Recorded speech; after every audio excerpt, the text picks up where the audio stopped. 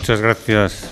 Yo creo que en primer lugar a todos ustedes por su presencia, que es siempre reconfortante cuando rindes cuenta de un trabajo, como es el caso nuestro en estas jornadas. Muchas gracias al profesor Sanz Mínguez por sus amabilísimas palabras de presentación, que tienen mérito porque como somos amigos, pues no ha aprovechado para lanzarme algún puyazo, que es lo que se suele hacer en estas tierras con las amistades. En el capítulo de agradecimientos tengo que agradecer también pues al profesor Sanz Mínguez el que me haya puesto a disposición para estudiar pues toda la documentación que obra en su poder, tanto gráfica como de textos. A la profesora Juana Font, que me ha dejado también muy buen material en torno a la arquitectura de tierra y del barro. Juana, te lo agradezco profundamente.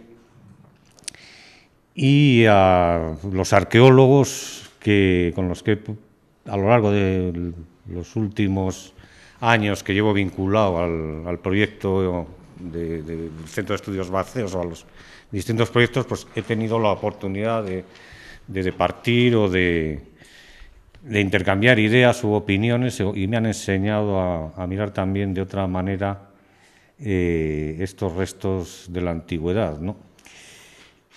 Claro, mi formación, como la de cualquier otro arquitecto, es una formación que va a caballo entre lo que serían unos aspectos puramente artísticos, que son los que más nos emocionan a los arquitectos en cuanto a la creatividad o factores de capacidad de análisis o de entusiasmo por determinados elementos o paisajes o cuestiones de las culturas matéricas, pero también tiene unas partes más técnicas o tecnológicas ligadas a todo el mundo de la construcción y otras partes más ingenieriles, más de cálculo y de especulación.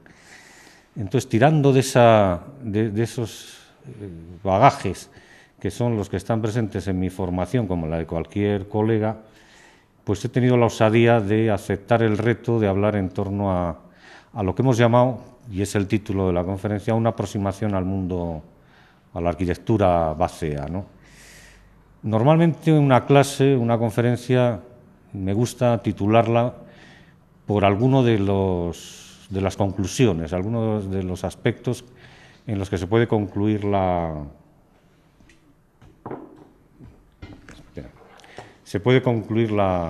charla. Pero aquí me ha dado hasta miedo, ¿no? Es decir, ¿qué conclusión podemos sacar de un estado de la cuestión que es bastante paupérrimo en cuanto a las excavaciones arqueológicas? Es decir, un edificio vacío entero solo existe uno excavado, que es el de la casa llamada El Sótano de Roa de Duero, en Burgos, excavada por Abarquero y Palomino. Un conjunto a medio camino de ser casas enteras en Padilla de Duero, la zanja, que la llamo yo así, de las Quintanas, ¿no? Es una prospección donde varias generaciones de arqueólogos han perdido la fe, porque costó muchísimo llegar a los niveles vacíos, ¿no? Después de atravesar capas medievales y romanas, y una pequeña excavación, curiosamente muy a flor de piel, que también veremos alguna imagen, en Monte Alegre de Campos. Estas son las referencias que yo he tenido presentes para construir la conferencia. Y un adobe maravilloso que está en la exposición, del que veremos abundantes fotografías, y que hubo un momento en que me pareció que con ese adobe se pudiera haber dado la conferencia entera, ¿no? Por la cantidad de datos que es capaz de suministrarnos. Ahí creo que pequé ya, dejé de ser arquitecto y me volví un poco arqueólogo. Pero, ¿para qué? Decir que en una primera aproximación a una arquitectura, cualquiera de nosotros convendría en estudiarla o analizarla a través de factores formales. Para nosotros la forma es todo, ¿no? es el pensamiento de la arquitectura, es la ideación, la creación de la arquitectura, es el proyecto, es la construcción, es la descripción en claves formales, es la interpretación en claves formales, es la comparación con otras arquitecturas en claves formales. No solo va a ser la forma el integrante de la arquitectura, tendrá otros, y a ellos obviamente me referiré, pero desde la forma somos capaces de contar, crear, definir, de hacer cualquier operación intelectual o especulativa en torno a la arquitectura. Bueno, pues tenemos ya un punto de partida para desarrollar esta aproximación a la arquitectura vacía, que es desde los aspectos formales. Claro, la arquitectura no la tenemos, ha desaparecido, tenemos la impronta que dejó o algún material que quedó en los lugares, porque después de la destrucción queda el dibujo en el suelo, el plano a escala 1:1 prácticamente de esa arquitectura, pero poco más. Pero, sin embargo, conociendo cuáles son los factores que van a determinar la forma, podremos hacer una aproximación. El otro punto de partida es el sólido científico que nos da la arqueología, ¿no? Desde esos restos podemos también hacer un viaje a la forma. Luego, si partiendo de condicionantes de la forma genéricos o comunes para toda la arquitectura y desde los propios de los restos de la arquitectura o de los pocos restos de la arquitectura vacía, partiendo de estos dos puntos, podremos llegar a una situación intermedia en que, eso sí, les voy a pedir a todos ustedes que hagan un poco con la imaginación, sueñen lo que pudo haber sido esta arquitectura vacía. Para empezar, uno de los factores condicionantes de la forma es el clima. Esto se sabe muy bien. Es decir, en un clima como el nuestro, que de una manera optimista algunos estudiosos del clima llaman mediterráneo, para mí este es un clima de una Siberia, ¿no? Inviernos duros, pelones, que nos dan unos aires tremendos, malísima la orientación oeste a los vientos, porque traen el agua que viene del oeste y nos moja, llueve en horizontal, esto lo hemos visto siempre, ¿no? Esos días de paraguas de lado, no verticales. El nordeste es ese aire frío, fino, que viene muy bien para la matanza, pero muy mal para los huesos. El norte también vienen las cencelladas y los vientos y los céfiros. El sur es el viento bueno, es el aire cálido, sureste, es la orientación, ¿no? Y por lo que he visto en las viviendas excavadas, se vuelcan al sureste, ¿no? No eran tontos, buscaban una orientación buena y se protegían de las orientaciones malas. Este clima necesita calefacción, la calefacción es el fuego. Luego, la vivienda tiene que venir asociada a la existencia de fuego, ya sea en forma de hoguera en todo el medio o elementos más elaborados, más tecnológicos, que permitan no solo la cocina, que es otra cosa importante, sino también el protegerse del frío y de la humedad con el fuego, ¿no? Eso, a su vez, limita la altura, no pueden ser edificios muy altos, porque si hay que calentar mucho aire es antieconómico, ¿no? Se gasta mucha leña. Por lo tanto, los edificios han de ser bajitos y acondicionados de tal manera que sea fácil de calentar el aire que está en esas estancias o en esos edificios y permitirnos unas condiciones climáticas, ambientales, un poco confortables para desarrollar la vida en el interior de las casas, ¿no? Y podríamos así ir desgranando aspectos de la arquitectura que están ligados íntimamente a unas condiciones climáticas. No es lo mismo una casa en una zona de lluvia, tendrán las cubiertas muchas pendientes. Aquí, como es un clima muy seco, pues las pendientes pueden ser incluso planas o tirando a planas. No habría gran problema, ¿no? Con unos materiales impermeables, que aquí los hay, las arcillas, pues podríamos dar lugar también a unas cubiertas cuasi planas. Otros factores también climáticos pues son estacionales, ¿no? Es decir, que probablemente en alguna época del año pues se pueda salir a dormir perfectamente al raso o hacer parte de las actividades de la vida al aire libre, como hacemos hoy en día en nuestras adosadas, o sea que no habría mayor problema. Otro universo de factores que van a influir son los derivados del modelo económico. ¿De qué viven estas gentes? porque eso conlleva necesidades. Es decir, si desarrollan una agricultura, pues habrá que almacenar esos productos agrícolas, habrá que tener departamentos, sitios, estancias, habitaciones, habitáculos, como queramos, para almacenar todos esos productos.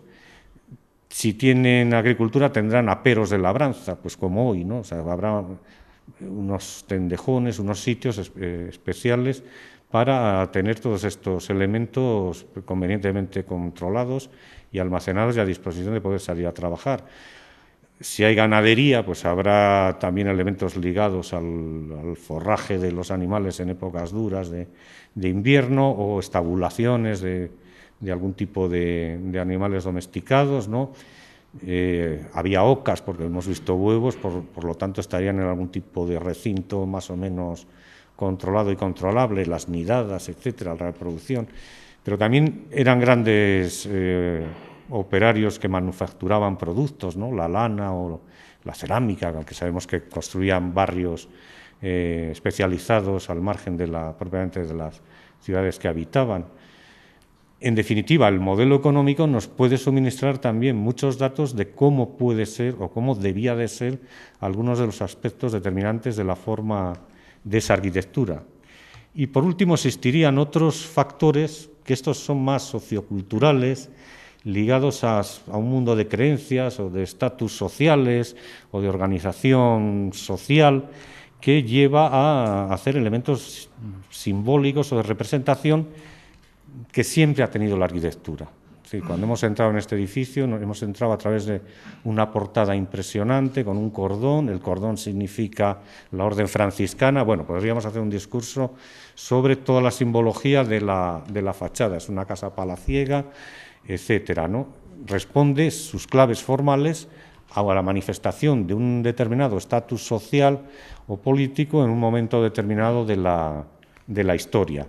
Y eso se traduce en formas de organización colectiva. La ciudad, ya sabemos que los baceos habitaban fundamentalmente en ciudades, pero también en estas necrópolis, aunque este es un caso extremo, porque esto es una restauración, o sea, es una interpretación de lo que sería la necrópolis de Padilla de las Ruedas en Pintia, en Padilla de Duero, en el que esa especie de caos de las losas de piedra o las lajas de piedra que simbolizan o identifican cada uno de los enterramientos convive en una especie de transformación del territorio en una idea de lo que podría ser una ciudad vacía, en este caso una ciudad mortuoria. Bien cierto que en las claves interpretativas que se han hecho a la hora, pues, de esas plantaciones o de ese tratamiento de las superficies, ¿no?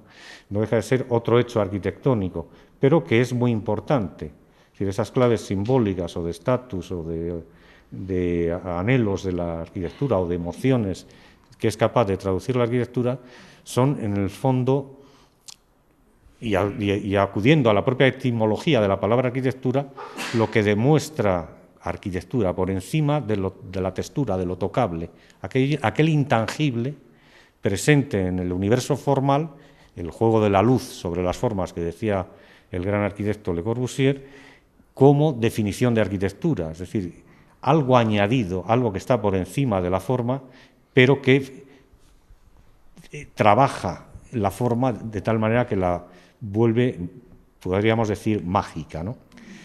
Bien, para acudir al mundo vaceo, pues acudamos a sus descendientes, o sea, a nosotros mismos, que somos los vaceos de hoy, y estos núcleos rurales, ¿no? Como la imagen es de Roa, en la que, como es pequeñita y así lejana, pues entornando un poco los ojos y prescindiendo de la Iglesia católica, que es otra historia, podría ser perfectamente una aldea vacea, un pueblecito vaceo, compacto, muy uniforme el tejido, ¿no? Todas las casas más o menos parecidas, no destaca nada, solo destaca la iglesia, pero la hemos borrado porque no pertenece a esta historia, y se ven ciertos elementos organizadores.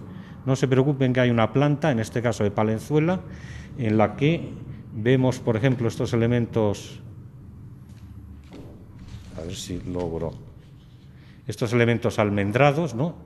Con elementos que, a modo de calles más o menos rectilíneas, entran o curvilíneas, es el enfrentamiento de dos mundos, uno orgánico de cierre, las murallas, esto lo conocemos bien porque a través de planos o fotos aéreas trabajadas con infrarrojos o ultravioletas, hemos logrado encontrar pues, los restos de estas murallas.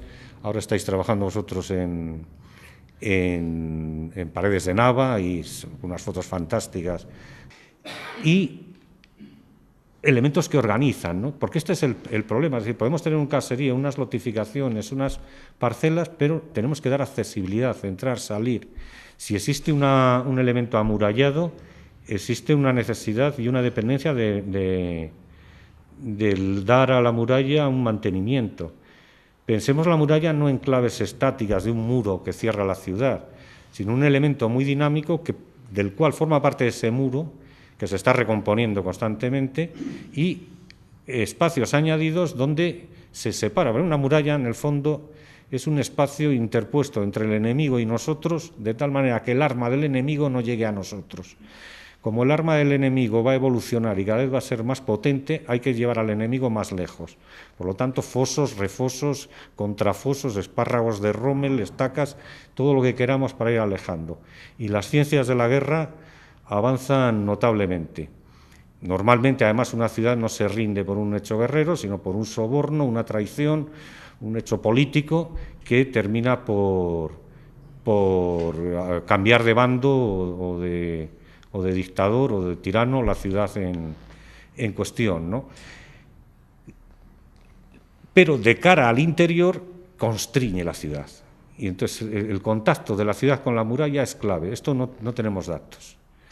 Es clave para saber si las casas se adosan o no, es decir, si cada casa defiende su lienzo de ciudad o de muralla, perdón, su lienzo de muralla, o la muralla es colectiva y la atienden entre todos. Y esto da lugar a tipologías de ciudad muy diferentes, ¿no? Los tridentes de las puertas, es decir, el paseo de ronda perimetral por dentro y por fuera al muro, pero la manera de atacar el muro, vertical o lateral, si hay cuesta o no hay cuesta. En definitiva, hay una serie de cuestiones tipológicas que vienen de la presencia de una muralla como elemento confinidor o saturador del crecimiento de una ciudad o sus ampliaciones, ¿no? Que permiten el ya obtener factores de forma bastante claros, ¿no? La puerta y los caminos de llegada y de circulación en torno a la muralla establecerán las grandes plazas en la Edad Media, ¿no? En las puertas de las ciudades medievales son las plazas mayores de las ciudades castellanas de hoy. Estas técnicas, esto es de Padilla, de las Quintanas, nos permiten, claro, esto ya debe ser de época romana, porque parecen ya calles muy rectilíneas, y no sé cómo llamarlo, un pandemonium reforzado por el dibujo de líneas, ¿no? Que son las habitaciones, las estancias. Claro, difícil de identificar en estas imágenes pues, elementos constructivos concretos de estas arquitecturas, ¿no? Sí que hay un cierto orden, hay un paralelismo en los trazados, hay una orientación. Esto, si recuerdan, ya venía del clima. Y ¿se ve la flecha si la muevo? Sí, ¿no? Y unas piezas más o menos apoyadas en esas líneas de calles o de posibles vías de conexión entre las distintas zonas de la ciudad, que terminarían por un esquema muy parecido a lo que sería la espina de un pez. Unos elementos centrales, las vértebras, y las espinas perpendiculares más o menos, como sería la espina de un pez, ese esquema, ¿no? Rodeado de su muralla, con esas incertidumbres de los bordes que antes queríamos. Si la ciudad es más grande, pues en vez de una espina central habrá 2, 3, 4 o 5, ¿no? Repasando, por ejemplo, en Google el GER, que por cierto es otro de los agradecimientos que tengo que dar a Google, que es como el rastro. Sabiendo buscar se encuentra algún Goya y algún Valleu, pero siguiendo, por ejemplo, estas ciudades castellanas de Fundación Bacea, pues se identifican todavía bastante bien estos esquemas que llamo yo de espina de pez. La muralla, en este caso, es un tramo de la de Pintia, pues nos da ya técnicas constructivas. Es decir, aparece la piedra, o sea, esta gente sabe manejar la piedra, aunque curiosamente en los ejemplos que tenemos al alcance de la vista no sea muy determinante como material constructivo. Y aparece el barro. Estos son los otros elementos que van a determinar la forma, los materiales. La presencia o no de determinados materiales configura la forma. Es más, para nosotros una estructura, ¿cómo trabaja una estructura? Es un factor formal aplicado a un material. Los materiales tienen características propias, mecánicas, ¿no? Son duros, blandos, deformables, no deformables, rígidos, flexibles, etcétera. Pero es al darles la forma, la que nosotros queramos o podamos darla, cuando aparece una forma de trabajar, una estructura. De tal manera que si los materiales que aquí vamos a disponer, que son madera y mala, los pinos son medievales. Aquí la madera que tendrían estos bacceos serían robles, quejidos, encinas y toda la vegetación de ribera, chopos, alisos, que son árboles blandos, deformables. Por ejemplo, hay zonas todavía que se construye con chopo, en la zona de los Oteros en León, donde las cubiertas son, o sea, en vez de ser así inclinadas, son curvas, ¿no? Porque se han deformado las vigas. El chopo es la característica que tiene, ¿no? No tenemos las grandes maderas de los robles o de las encinas más al sur, de las dehesas del sur o del centro Europa, ¿no? Y vamos a tener tierra. La piedra sí, pues la tenemos en los páramos, apenas a 30 o 40 centímetros bajo tierra, y además salen muy fácil. Yo en otros proyectos hemos hecho, por ejemplo, cuando estuvimos restaurando dólmenes, sacando piedra de los páramos para hacer reconstrucciones de algunos de los monumentos megalíticos, y salía con 4 barras de hierro. O sea, la extracción de piedra era absolutamente sencilla. El transporte era más complicado, sobre todo si las piezas eran grandes. Y el barro es la tierra que tenemos al lado. En una geografía que precisamente desde las actividades agrícolas o las actividades agrícolas de estos siglos ha sido transformada, antropizada brutalmente, desapareciendo una de las características primordiales, que eran los barrales. O sea, eran zonas de arcillas o con componentes en arcillas elevados, de las que se surtían todos los pueblos, todavía queda la toponimia en muchos sitios, para hacer los adobes o la cerámica.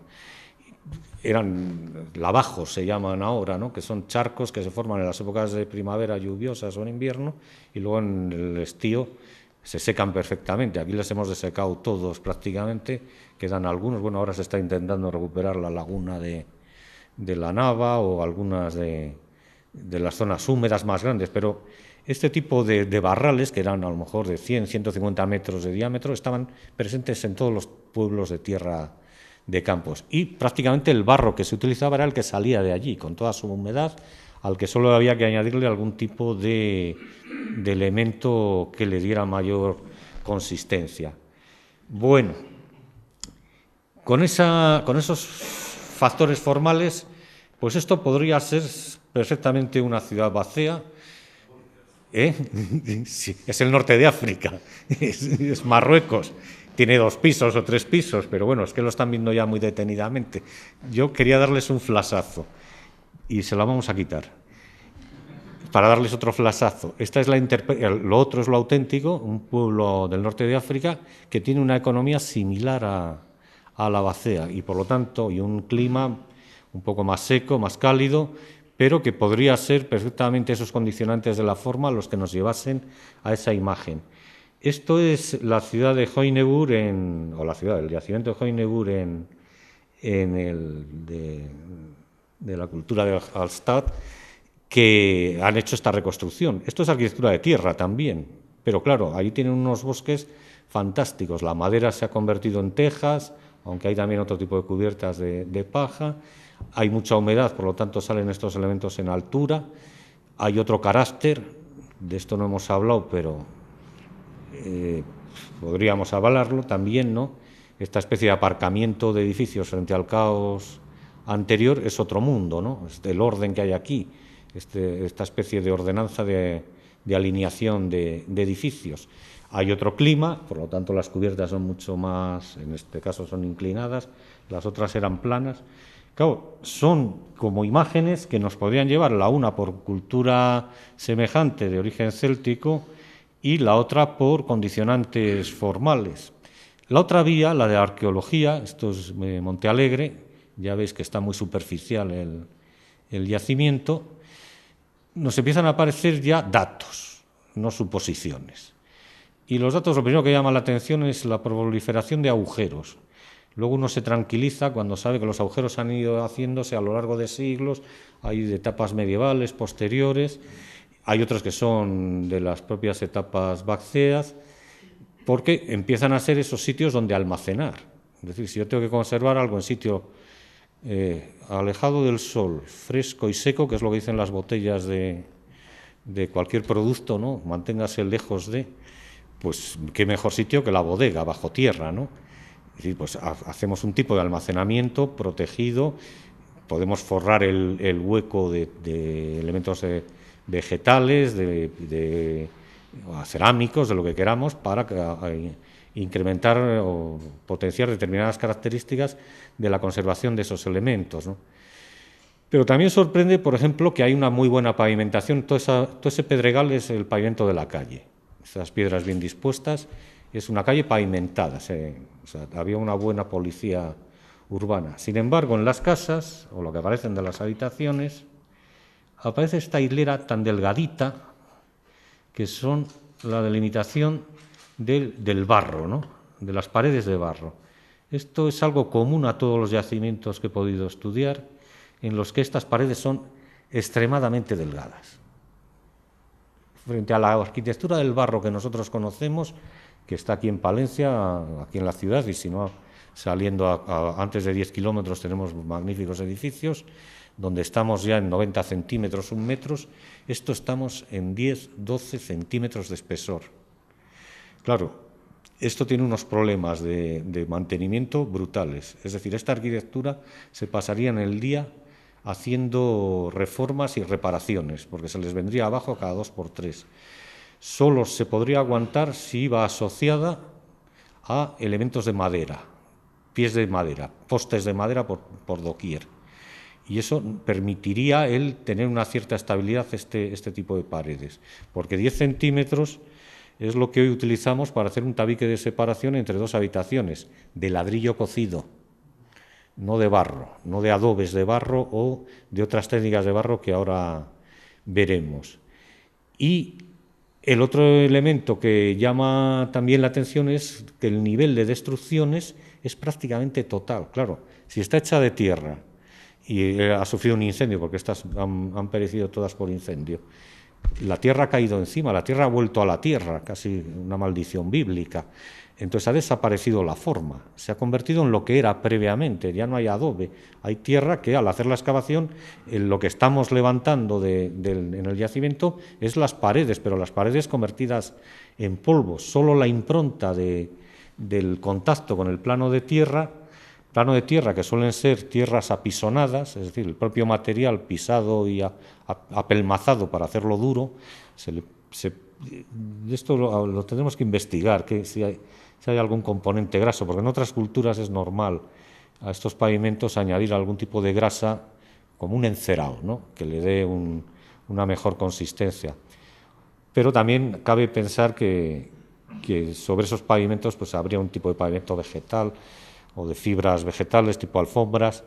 En definitiva son los 2 datos que nos da, más la presencia de la calle y los hoyos.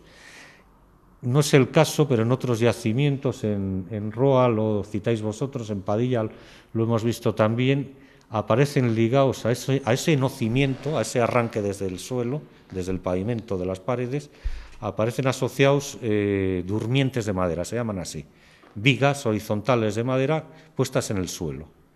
Vigas que son elementos de arranque, de marcado, casi como la tiza de señalar, porque desde el punto de vista del mantenimiento de esas construcciones es una solución altamente patológica, es la peste. El contacto con el suelo es donde viene la humedad, donde viene la pudrición. Esto lo sabemos muy bien en cualquier casa abandonada o con la casa que vivimos poco. Cuando llegamos está el suelo como con champiñones, ¿no? Viene la humedad del terreno. Si metemos ahí una madera, se va a pudrir. Por añadidura es la zona de sacrificio de las salpicaduras externas, es decir, el agua que resbala por la cubierta y cae, salpica y moja esa zona de la pared. Luego, sobre la humedad de capilaridad que asciende del terreno, añadamos la humedad de un clima que no es muy lluvioso, pero que salpica. Conclusión, esa pared se tiende a caer antes. Desde el punto de vista arquitectónico, es una solución constructiva absolutamente patológica, mala, muy mala. Esto sería entonces una arquitectura vacía, ¿no? Una arquitectura de tierra con un zócalo salpicado, un agujero para entrar o un agujero para respirar, poca altura. En definitiva, claro, esto es una arquitectura de tierra después de pasar por aquí los romanos. Ya es un tapial, es una arquitectura hecha, mejor dicho, es una tapia. El tapial es el encofrado. Es una arquitectura hecha a partir de unos cajones de madera donde se vierte la tierra con o no aglutinantes, se apelmaza esa tierra, tiene un espesor de 3 pies, 90 centímetros, etcétera, etcétera, ¿no? Entonces, el resultado, si formalmente nos puede valer, constructivamente, esto es un Lamborghini frente a un 600, que podría ser la fotografía anterior, ¿no? Es decir, hay paralelismos que podemos establecer, probablemente cromáticos o formales, pero no constructivos. Nuestras construcciones irían más de este lado, ¿no? De adobes y entramados de madera. Es decir, esto es una estructura mixta que realmente quien trabaja, la parte sustentante, lo que sujeta en pie el edificio, es la madera, y los adobes adquieren el papel de plementos, ¿no? De relleno, de elemento que va cuajando los huecos entre madera para terminar por constituir una pared. Más próximo a este modelo que no al otro, que es de raigambre romana constructiva. El problema de la esquina es un problema irresoluble en las arquitecturas de tierra, ¿no? Es decir, la dificultad de constituir una arista, si no es redondeándola, o metiendo un palo de por medio, ¿no? En estas construcciones populares de aquí, de Tierra de Campos, esta también ya se debe a otra cultura, hay un zócalo de piedra. Esto no aparece en ninguno de los ejemplos que he podido ver de la arquitectura vaccea, ¿no? Y dan lugar a estas cosas tan características, estos entramados de madera, estos covarrubias, más o menos turisticado, con esas composiciones de casas de entramados de tierra y madera, que se nota perfectamente por los niveles de deformación, que es de tierra. Si fuera el ladrillo habrían roto antes de ya adquirir esas deformaciones, ¿no? Esto pues nos da este tipo de arquitectura tradicional o popular, muy característica de toda nuestra región central del Duero, ¿no? Pero bueno, que no es exclusiva, porque nos podemos ir a Inglaterra. Esta es la casa natal de Shakespeare, o una de las casas natales, que también está hecha con barro y con tierra o adobes y entramados de madera. Observen la calidad del oak, del roble inglés, frente al pino castellano que veíamos en Covarrubias. O todavía en las llamadas viviendas celtas del norte de los Alpes, ¿no? De todas las estribaciones, el Baden-Württemberg, el Tirol y Austria, donde estas construcciones manieristas, barrocas, ya los entramados barrocos ya generan estas formas tan características, estos estrellados, estas combinaciones tan fantásticas, y donde ya el implemento de tierras pues cada vez es menor. Aparte de que ya estamos en zonas donde hay buena piedra, ¿no? En todas las dolomías calizas dolomíticas de los Alpes. Bueno, el mapa de Europa de la Tierra es este, con algunos errores que corregiremos. Suiza tiene arquitectura de tierra, todo esto que ahora anda en conflicto, que es Ucrania es en italiano. También tienen arquitectura de tierra. O sea, todas estas zonas en torno al Báltico y al Mar Negro son arquitecturas de barro también. Ahí están distinguidos en el mapa en función de características, si son o adobes o tapiales. También hay algunas zonas donde se construye con paja de de maíz, ¿no? Sí, con maíz, y otras que son, a las que ahora me referiré, que son los encestados, que son unas técnicas previas a los adobes, o más antiguas que los adobes. El tapial es una técnica de origen púnico que llega a España o a la España donde estamos, llega con los romanos. Y las que llegan aquí por el mundo celta son estos encestados, que ahora veremos, y los adobes. ¿Lo he dicho bien, Juana? Vale, tenía yo mis dudas.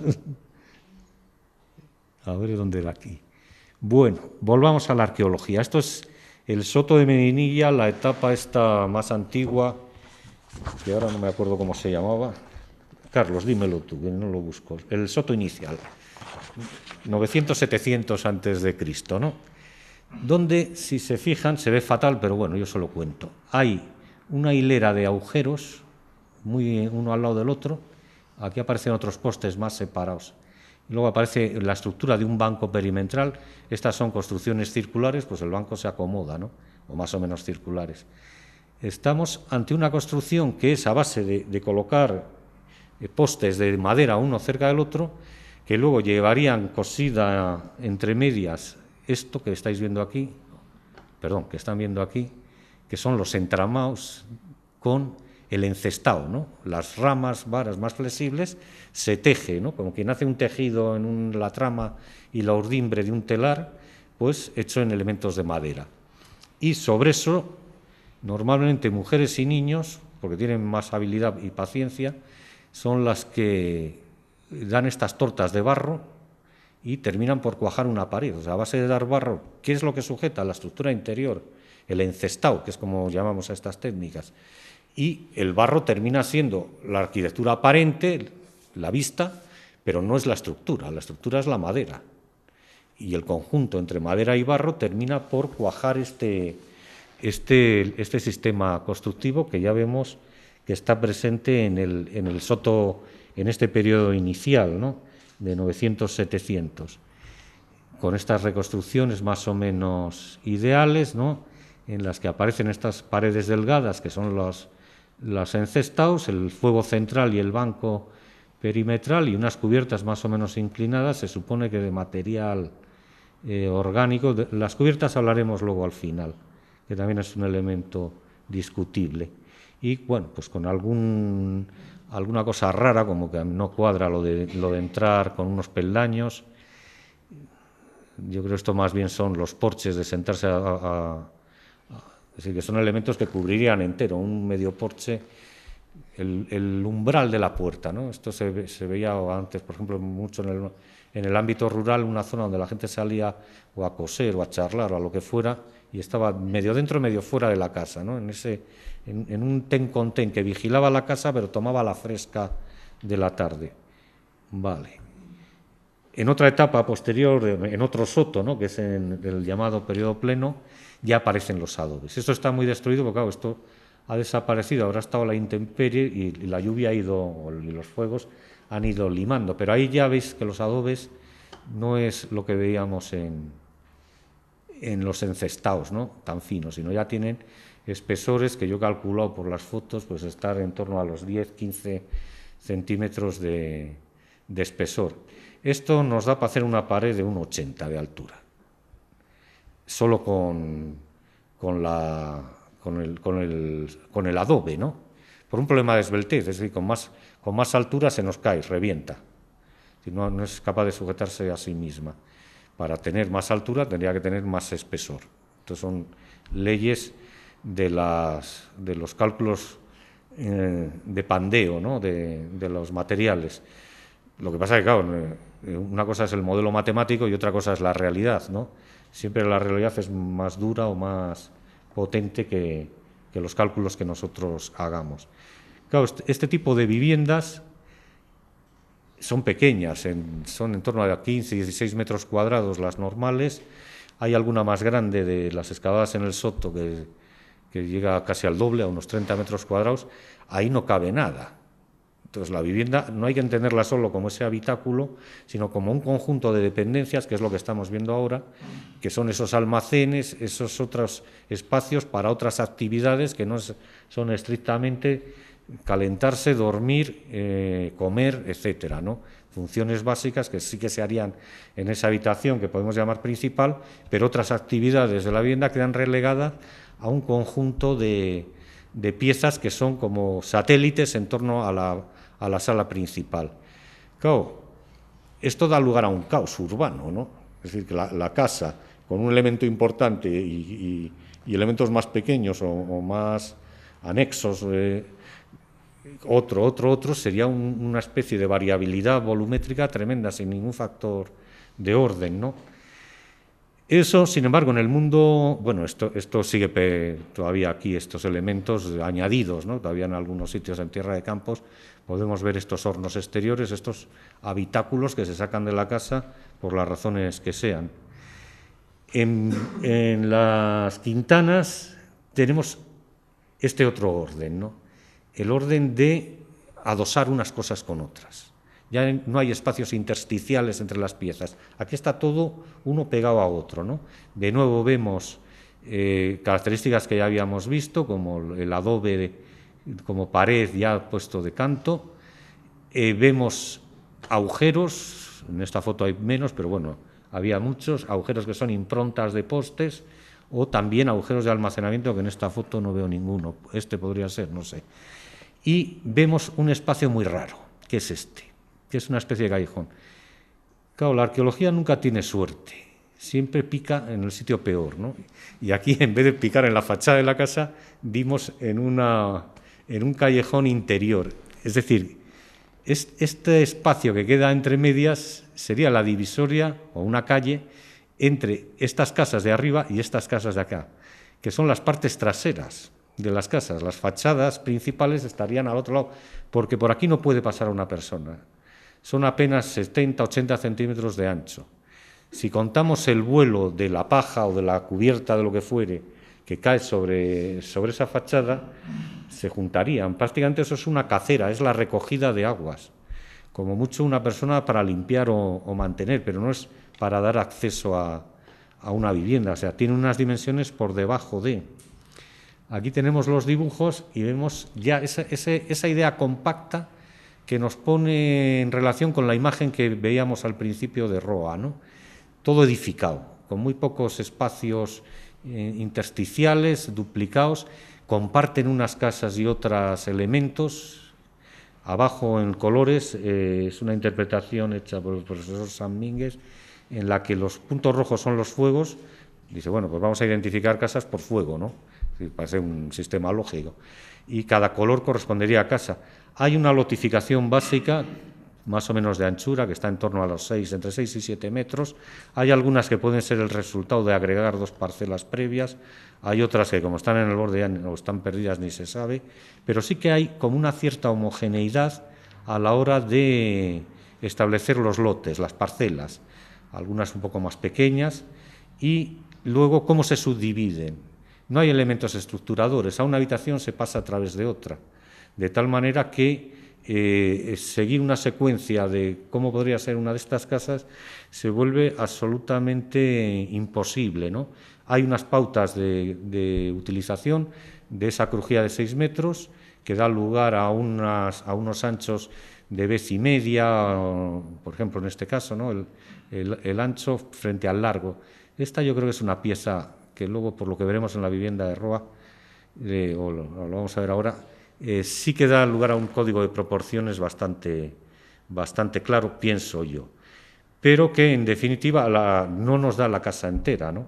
Sí que nos da una idea de tapete, o sea, nos pone mucho más en conexión con la imagen africana que sacaba al principio de las imágenes, que con algunas otras, que desde luego con lo de Hoynenburg, por supuesto. De nuevo la presencia ya de los fuegos laterales, las cocinas ya más elaboradas, eso lo vemos mejor en una imagen recreativa, los famosos hoyos, en los que algunos sí que son de almacén claramente, hay algunos que eran también enterramientos de nonatos, ¿no? Es decir, que el subsuelo se utiliza también como parte viva y activa de la vivienda. Por cierto, claro, nosotros en cada una de nuestras casas de vez en cuando hacemos obras, ¿no? Imagínense a lo largo de siglos lo que no se habrá hecho aquí. Es decir, que el nivel de transformación, de evolución que tiene la vivienda es semejante al de la tecnología. Es decir, que es algo que no está quieto, cambian las necesidades, viene la abuela. En definitiva, aparecen otro tipo de condicionantes que hacen que introduzcamos modificaciones. Esta es esa recreación en la que, salvo el tratamiento de las paredes en la que no estoy de acuerdo, el resto, pues, o el suelo y lo de los textiles que antes hablaba, el resto pues responde a los elementos arqueológicos hallados y esa especie de cocina o horno de Set, ¿no? Esto ya es el espacio de un gourmet comparado con lo paupérrimo del fuego en el medio del soto inicial, ¿no? Esta es la vivienda de la llamada Casa del Sótano, excavada por los profesores Abarquero y Palomino, en el que sí que podemos leer, porque esta es la única que hay entera, sí que podemos leer este código de proporciones que antes os decía. Es decir, sobre los 6 metros, voy a sacar la ficha que tengo, 5,70 he medido yo, y nos da lugar a 8 metros de desarrollo de la pieza llamada 5, que es esta. Es una pieza muy grande, en torno a los 45 metros cuadrados. Para que se haga una idea, el salón de sus casas, salvo que sean aristócratas, no llega ni a 20 metros. Es decir, que es una pieza muy grande. La pieza 4, que es la pieza, es 24 metros. Esto es pues como casi un 40% más que las viviendas del Soto, ¿no? de las primeras del Soto inicial. Yo creo que estos son elementos añadidos a posteriori, ya de paso, con una mala terminación atrás, que este es, ¿por qué no figura esto ahí? Este es el famoso sótano, que es una estancia excavada, con una configuración de paredes de madera perdidas, ¿no? Y eso nos está dando en torno a los 7,5, 7 metros cuadrados o 12 metros la estancia de arriba, ¿no? Esto tiene una peculiaridad, que lo dicen bien, porque la descripción que hacéis es muy pormenorizada en la publicación, se sigue muy bien toda la vivienda, ¿no? El suelo está echado previamente a la distribución de los tabiques, ¿no? Bueno, esta casa tiene un problema, no puede desarrollar cubierta a un agua, porque eso, para que tuviera pendiente, nos iríamos aquí a más de 5 metros de altura, y con estos materiales, impensable. Luego, en algún punto de esta casa tiene que haber un patio, y esta es la clave que os puedo aportar hoy. Esa pauta la tenéis ahí, esta, por ejemplo, subdividida en 2, claro, no conocemos el resto, ahí aparece otra subdivisión en 2, es decir, que una estancia grande y 2 pequeñas es probablemente una pauta de comportamiento de esta vivienda o de este tipo de viviendas vacías, ¿no? Pueden pertenecer a un estándar social, a un estándar económico, un tipo de hábitat de unas manufacturas o un hogar, no lo sé, pero sí que parece repetirse el doble y mitad, ¿no? como pautas de comportamiento, pero a cambio de que todo esto tenga patios, porque si no son tapetes altamente insalubres. Si recordáis la imagen de Marruecos, había patios, ¿no? Es decir, esto se sujeta porque además la casa necesita actividades al aire libre. Es decir, si tenemos que hacer determinadas labores con la lana de los cargados, lavados, etcétera, hay que salir a la calle. No serán los 70 centímetros del callejón. Luego el espacio al aire libre, lo que llamamos hoy en día patio, tiene que estar presente. Yo me he permitido hacer esta recreación de lo que podría ser una casa de estas con algún patio, en el cual patio a su vez se ocupa con pequeñas habitaciones, tendejones, en la mejor tradición de la herencia del sótano. El sótano es la casa, y que dan lugar a este otro tipo muy perdido de nuestro mundo rural, que son estas entradas traseras posteriores de callejones, entradas más de servicio, la casa principal a un lado, la trasera al otro, y que desarrollan dentro un mundo del propietario rural, ¿no? Donde hay animales, hay aperos de labranza, hay las caballerías y todo el mundo de los herrajes de caballerías, etcétera. Es decir, una serie de dependencias en torno a la actividad económica que tienen que tener acomodo en algún lado. Podría ser no en la ciudad, sino que en el campo hubiera otras construcciones. Es decir, habría otras hipótesis, pero la necesidad es evidente. Bueno, creo que es algo que si algún día se pueden seguir excavando en zonas urbanas, pues saldríamos de dudas. Iniciamos una parte más científica, porque esta es real, es decir, en la excavación en Padilla, en las Quintanas, nos sale este muro. Se mide y me jura, porque yo no lo medí, pero el profesor Sanmínguez me jura que tenía 2 metros de altura. 2,20, bien. Claro, yo llego a mis cálculos y se me cae. Y dice, bueno, está caído, pero debía ser, puede ser por otra cosa. ¿Y qué es lo que tenemos ahí? Pues adobes, ¿cómo? Muy mal puestos. O sea, la ley de aparejo, de traba de un adobe a otro es maligna. En este sobremonta poco, en este otro ya se ve que hay una junta no sé qué. Es decir, estos señores no saben construir, o construyen muy mal. Si yo fuera profesor de la Escuela de Albañilería, suspenso. Esta es la joya de Pintia. Es mi adobe. Señores, se puede medir 13 por 15 por 28, medidas absurdas. Sí, porque no es el doble, ¿no? Un adobe muy contemporáneo, ahora le vemos, ahí le tenéis, mide 12 por 4 o 6 de alto por 24, 12 y 24 es el doble, ¿no? 12 y 12, 24, se hace un solape a la mitad, un óptimo. Con esta pieza puedo hacer 2 paredes bien trabadas, de 24 centímetros de ancho o de 24 y 12, 36, más uno que me llevo de mortero, 37, 40, con los revestimientos interior y exterior, puedo llegar a jugar con las piezas de tal manera que haga unos aparejos de una calidad constructiva buena. Con esto solo puedo apilar unos encima de otros y con un poco de suerte que no me coincidan las juntas. Luego están mal moldeados, o sea, ya están redondeados, el mortero que de agarre es el mismo material prácticamente. Vemos también que es un material muy homogéneo, muy compacto, eso es bueno. Y poco más en esta foto. Bueno, sí, que tiene un acabado pictórico, interesantísimo, 2 capas de cal. Conocían la cal los baceos. La cal se obtiene quemando piedra y luego con un proceso de moliendo esa piedra quemada y un proceso de apagado mediante el agua. Tenemos otros morteros como asociados a técnicas de encestado. Hay que estudiarlos, a ver si hay mundo de cal ahí, también si utilizaban la cal para los encestados, con lo cual no se eleva la capacidad o la categoría constructiva de estas gentes. Con este tipo de adobes pues se puede construir la arquitectura tradicional nuestra, ¿no?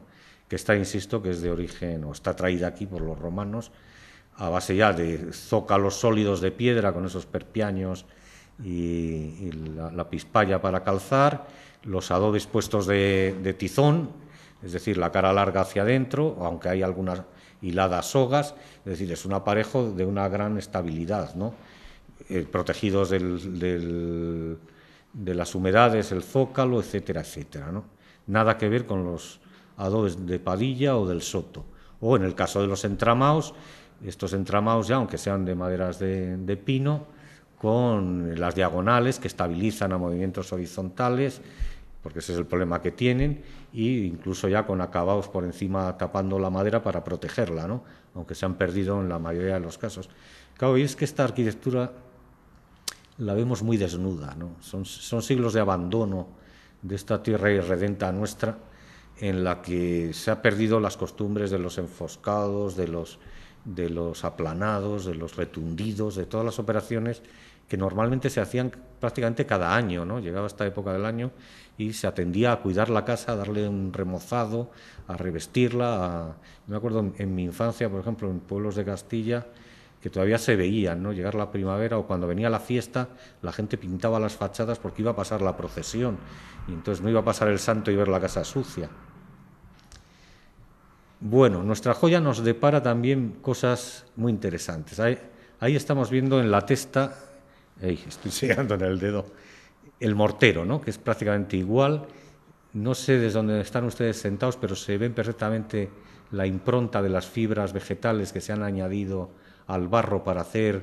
El barro da la capacidad de absorber las compresiones, los movimientos que aprietan. Las fibras impiden que desgajemos el barro, ¿no? Es como, bueno, es lo mismo que el hormigón armado, pero con menos eficacia. Y lo que estamos viendo es el redondeo del mortero, porque hemos cogido justo un adobe que generaba un hueco, una ventana o la embocadura de una puerta, ¿no? Veis que no hay arista, que no se configura la arista, sino que se redondea, que es lo que pasa en este tipo de construcciones, ¿no? Al llegar el hueco hay un reblandecimiento de la arquitectura. Esto, desde el punto de vista de la funcionalidad de la fachada, tanto frente al sol, el movimiento del sol y el bañar las fachadas el sol y esa reverberación, porque si estos morteros además tienen arena micácea, dan esos brillos característicos y estos elementos casi de magia sobre la fachada, o las lluvias y el resbalar, pues son infinitamente mejores que la arista, ¿no? Esto sí que es una característica presente en la arquitectura bacea. O sea, hay que pensar que huecos y interrupciones de muros se hacían de estas maneras redondeadas, con o sin pinturas exteriores, ¿no?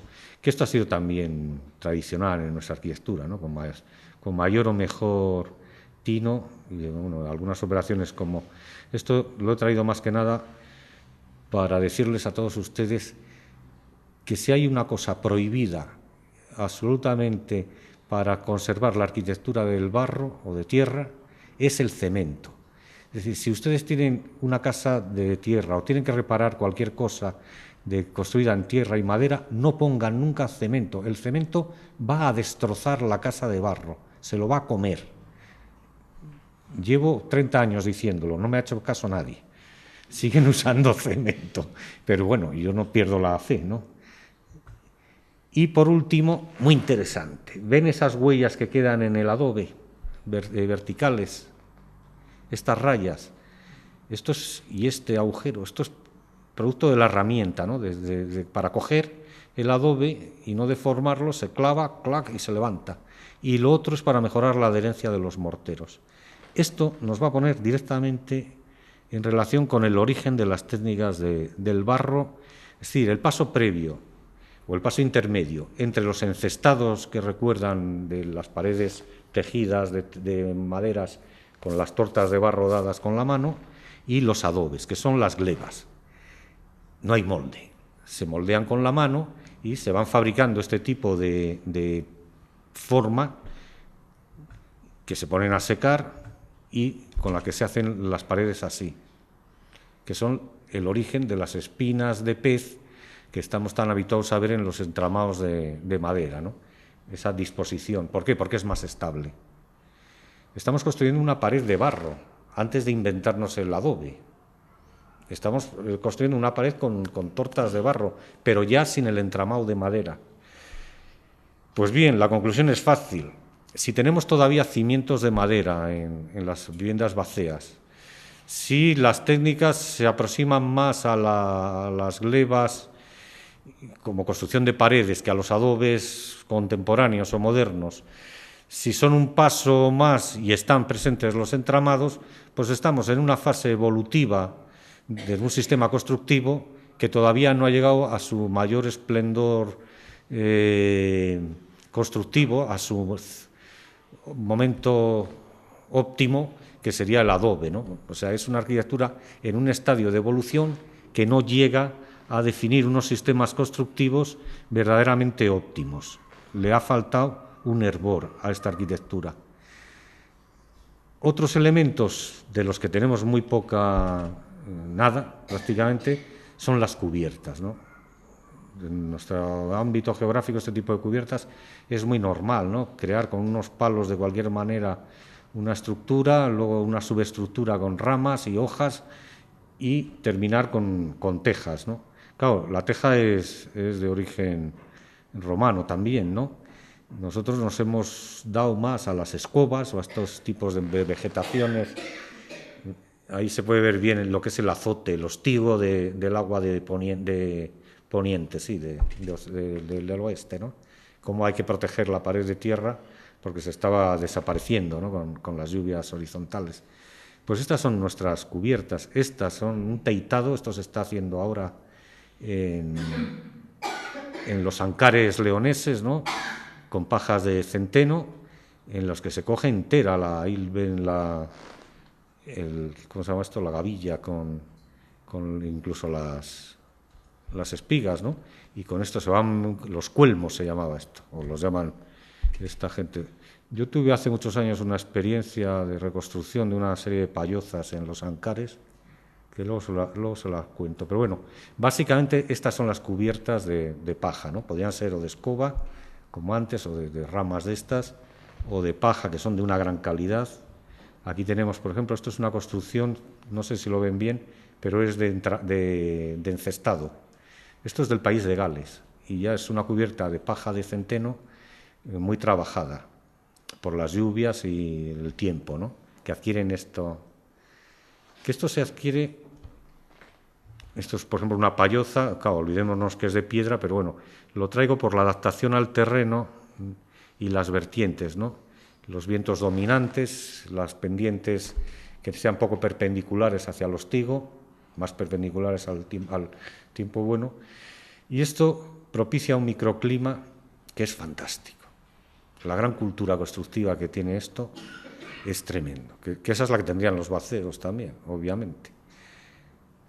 Dentro, la altura del zócalo, en este caso de piedra, pero podría ser el de adobe, es la altura del aire limpio. Y la gran campana de la cubierta es el humo. El fuego se hace en el suelo, no hay chimenea para sacar el humo a los exteriores. El humo invade toda la campana y la campana filtra el humo, y al filtrarse el humo a través de la paja se van depositando cenizas, alquitranes, elementos que van en suspensión, partículas pequeñas que van en suspensión en el humo, y hacen dos cosas. Una, impermeabilizar aún más la paja, volverla más preta, más densa, e impedir que pequeños animales, alimañas, topillos, ratones de campo, pajarillos, aniden, pues se mueren allí ahumados, ¿no? De hecho, en las payozas, que es un hábitat de verano, se quedaba siempre en invierno una persona a encender los fuegos en todas las payozas para mantenerlas, ¿no? Sin embargo, de esa cota para abajo el aire es limpio. La cota de humo, de ahí que podrían ser muy elevadas las techumbres, en este caso con climas más lluviosos, como esta zona de León, Orense, Asturias, pero lo que es la parte habitable, la que tendría la condición de aire limpio y respirable, sería bajita, sería en torno a 1,80, 1,90. Si el profesor Sanmínguez midió 2,20, no seré yo quien no diga que tuviera 2,20, ¿no? Pero no más alto, desde luego nada de 2 pisos, ni imposible, eso se caería. Y todavía otra característica interior, que son esas plantas ovaladas. Claro, eran ovaladas porque se dividían en dos: la parte de los animales, la vaca, el perro, las ovejas, la cabra, y la parte de las personas. O sea, que era una síntesis de dos cabañas del soto. Claro, esto es de otra cultura que no tiene mucho que ver, pero constructivamente sí que hay elementos de paralelismo. Otra cultura que construye en tierra y con cubiertas, pues ya se ve que es otra cultura, otro sistema económico, otro clima, otra, etcétera, etcétera, otra forma, ¿no? Que tampoco nos serviría de referencia. Bien, pues por último, nos cabría hacernos la otra pregunta, ¿no? Es decir, bueno, todos estos datos más o menos objetivos los contrastamos con unas gentes que son capaces de hacer este tipo de menaje o de vajilla de una elegancia impresionante, ¿no? Unas decoraciones abstractas, geométricas, con unos cercos, unas formas, de una sutileza en las cerámicas, un juego de formas que utilizan para de alguna forma referenciar animales o fábulas, elementos de una gran calidad plástica. Y esto corresponde a una arquitectura un tanto ruraloide, como es la imagen que tenemos hasta el momento, o cuando para el arma de los guerreros, el famoso puñal montevernorio, se hacen estas labores de filigrana endamasquinado con hilo de plata, de una exquisitez. Su casa tendría que tener otros acabados, no podría ser una rustilandia de adobes y de esas cales, ¿no? Entonces, no habría que empezar a pensar que esos interiores estarían revestidos de elementos perecederos, textiles, pieles tratadas, o sea, algún tipo de elementos que nos llevaran a ese mundo, ¿no? A ese mundo que sabiéndolo mirar y sabiendo buscar, se encuentra también en nuestro ámbito rural, ¿no? Ese gusto por el ornamento, por el pequeño detalle, por de la decoración o la ornamentación de según qué partes de la casa, acudiendo a unos materiales muy sencillos, en este caso el almagre y la cal, ¿no? Y generando esa greca o esos elementos muy del siglo XVIII-XIX en este caso, ¿no? Pero que está presente en lo que es la esencia de la estética de nuestra tierra, ¿no? Cuando añadimos a la severa falda negra del traje o roja del traje regional, le añadimos la orla o la pequeña greca con unos motivos bordados, o cuando, sobre todo ese paño tosco, etcétera, colocamos esas mantillas caladas, bordadas, que son una especie de monumento a la paciencia de generaciones con los bolillos o con lo que fuera, ¿no? Es decir, que entrarían a formar parte de la definición de esa arquitectura otros elementos que están en la sensibilidad de los vaceos actuales, que están en la sensibilidad de los vaceos históricos a través de otras muestras culturales como la cerámica o el armamento, y que sin duda tendrían que estar también presentes en su arquitectura. Al menos esta es la aproximación que yo puedo hacer a la misma. Muchas gracias.